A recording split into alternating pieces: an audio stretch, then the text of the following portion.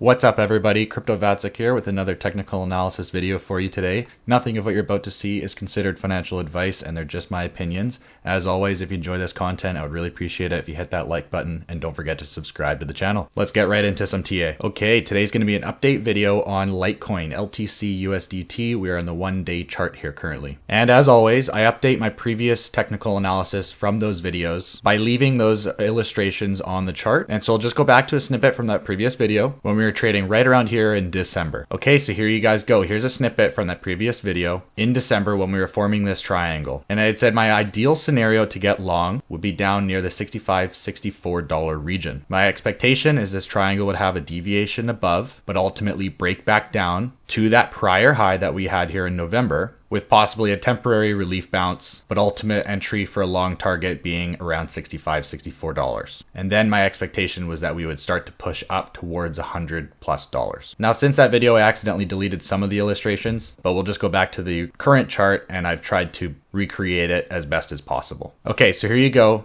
We ended up breaking down, as I said, from that triangle, and I had thought we'd get a little bit more of a bounce on that $70 region, but really it just shot right back down to that $64 level and actually deviated below that level towards $61 very briefly. But ultimately the trade idea was valid. So if you watched that video and you were able to take a long down here, that's awesome. You love to see it. But why was that my ultimate target to go long? Why here and not say at $70? Well, let's zoom out to the weekly here to get a better picture. Okay, so here we are on the weekly. And really it's pretty simple. I talk about market structure breaks often. And at the time when we were trading here in December, we had made a market structure break on the basis that we made a higher high in comparison to these lower highs. And so ultimately I was looking for a retest of that market structure break. This price action, these two candles on the weekly here, would have faked a lot of people out. That is not considered a market structure break because the following candle to the prior higher high immediately rejected and closed below the market structure break level. So a really nasty fake out and deviation above the line. But then when we made a higher high up here, I had said I want to see a retest of that market structure breakout level. And it was sitting right at around $63, $64, $65 region. And it's not to say price couldn't have kept shooting up. It's very possible, but I wasn't willing to go long in this price action up here. I stuck to my system and the risk to reward was better down at that breakout level. And it just so happened that's exactly what played out. Okay, now let's drop back down to the daily time frame. Okay, so as you can see, we have not yet hit my target, which sits currently at around $110 to $112. So let's just drill into why I think that we still will hit my target and the criteria that I need to see for that to happen. But first, let's clean up the chart and start fresh. Okay, so first thing we're going to do is mark out the monthly open. The monthly open currently providing an area of resistance.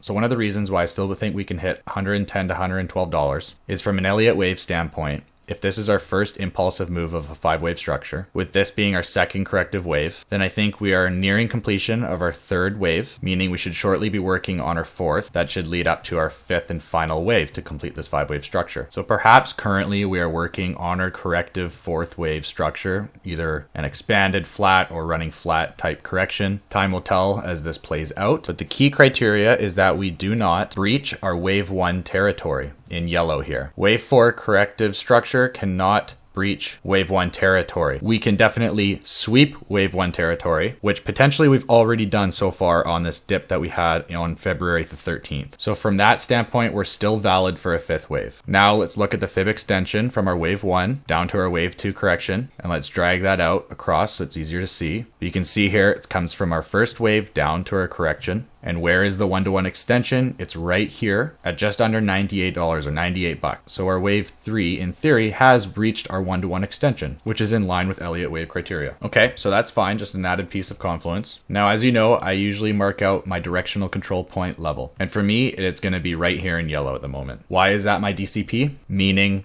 above the level, bulls are in control, and below the level, bears are fully back in control. Yes, on some shorter time frames, bears are in control and bulls are in control, on the H4, H1 time frames. But from a macro scale, if we breach too much into yellow, then it's going to invalidate the Elliott wave count because we'd be breaching wave 1 territory, meaning this 5-wave structure is not an impulse wave and it's likely back down to the lows on a loss of yellow. So long as we are able to hold this structure that we're currently getting. If we are working on our fourth wave in here as some sort of ABC flat corrective structure, and we do not come down into yellow, then my expectation is definitely we will push on a fifth leg up to $110 to $112 region. So the target remains the same until I'm invalidated. Now, the other reason why that's going to be my directional control point, meaning if we lose it, bears are fully back in control on a macro level, is because if you drag it across further, you'll notice something interesting. So let's just zoom out here to get the bigger picture. There is a range down here that we traded in since May 2022 until January this year. And this is it. From this major swing high down to our swing low. This was our macro range for quite some time. And arguably you could take it up to this prior minor swing high here that we had in earlier May, which is fine. You could do that as well. But we're arguably outside of that range now. We've broken to the upside. We've breached the range high. So above that, I think that bulls are in control. We're happy. You know, there's resistance along the way up. There's prior highs that we can start sweeping. But so long as we trade above that level, I'm happy to say that the bottom might be in. But again, if we break yellow, we break my DCP point, we're essentially just back inside of that macro range that we had been in. And then this just becomes a major deviation above the range high on a really high time frame, and then we're just back trading within the EQ and the range low. But that's only if we break below yellow. So let's get back to the current price action. I'm going to take the Elliott waves off. Okay, let's drop down to the 4-hour time frame. Okay, so like I said, perhaps we're working on some sort of running flat correction ABC. I think it's safe to say that is the case if this low holds. You hold that low for now, I think we do go higher. Because ultimately there was really not that much room between this low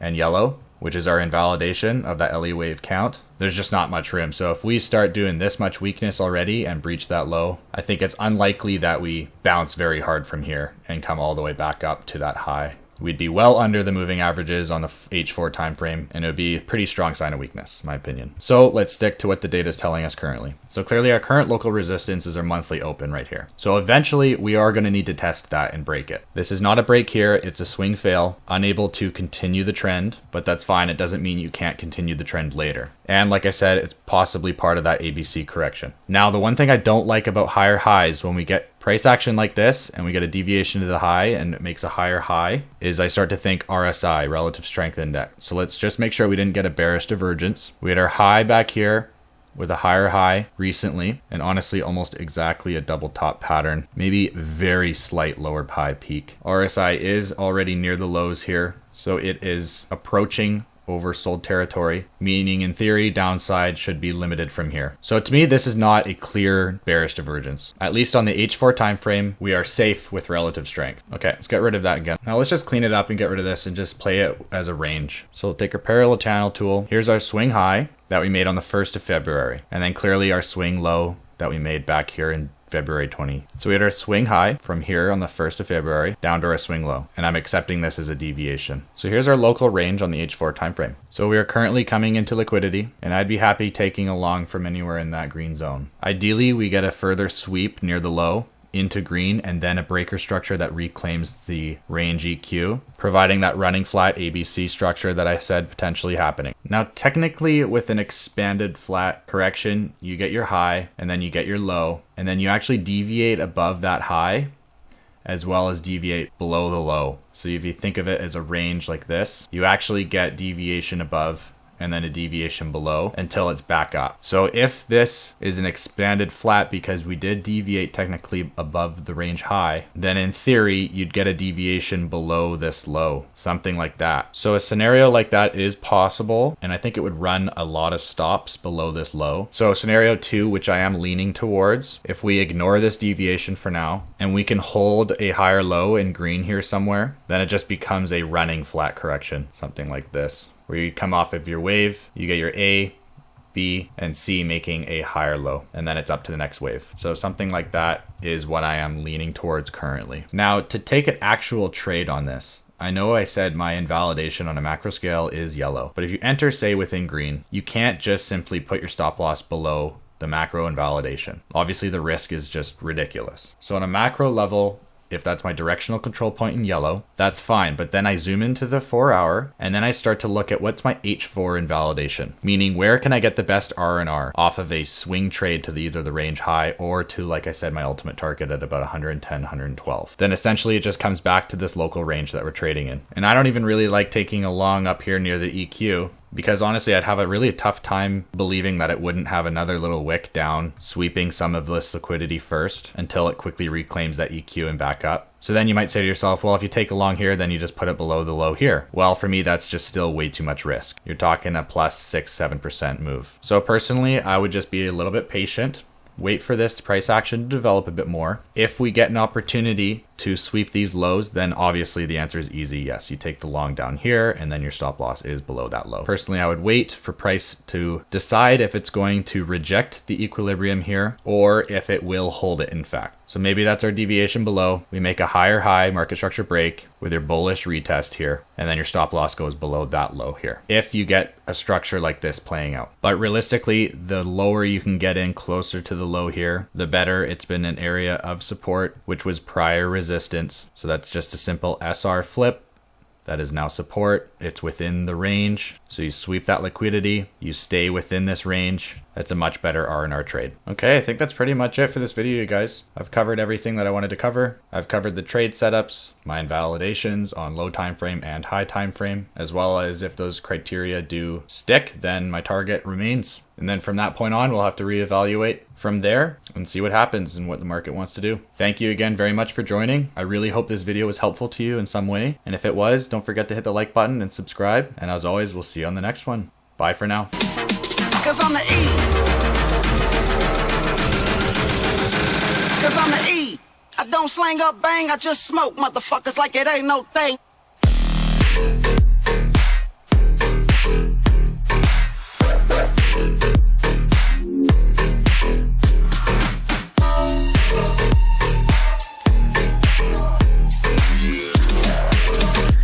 I just smoke motherfuckers like it ain't no thing.